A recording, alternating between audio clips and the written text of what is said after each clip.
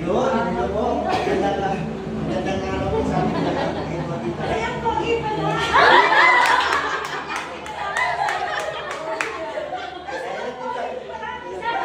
Dito yung Katipunan exit.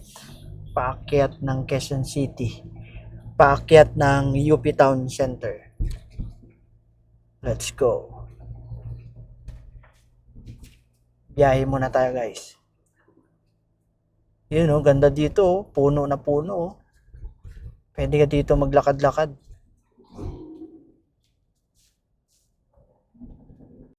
Okay na po, kapalakpakan po natin siya. Yes! Miss Emily Popular. Yun, oh. Before you front woman, palaki. Ngayon, we're the fastest growing multinational. Ayun, ano po? Magandang araw po sa amin lahat. Ayan po, iba na.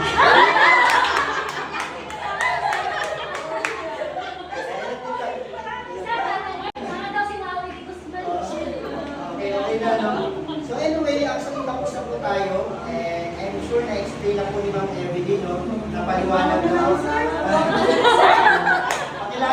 Pakilala niyo po ako, Ma'am. My name is Gerald Rapsin po. Isa po sa mga business partner po dito sa front row. And na-invite po ako dito, estudyante lang po ako. So, po ito naging padali. Nung ginawa ko po yung business, wala naman po instant po sa mundo. So, lahat po may pagdadaanan tayo. Lahat po may proseso. Kaya marami ako nababalitaan po ng ibang bansa. OFW, yung iba po seaman, para kumita po ng pera. Ang problema lang po, okay naman po ang pangingibang bansa, wala naman po problema dyan. Ang masakit na po dyan, lalayo ka sa pamilya. Ang masakit na po dyan, pag nagkasakit ka, hindi mo alam kung sino ang mag-aalaga sa iyo. Sarili mo lang, tama po yun. Eh, paano kung nahusik ka pa? So, kaya maraming OFW, minsan, instead na gaganahan sila sa buhay, minsan yung iba talaga nahihirapan. Kaya hindi po madali ang ibang bansa.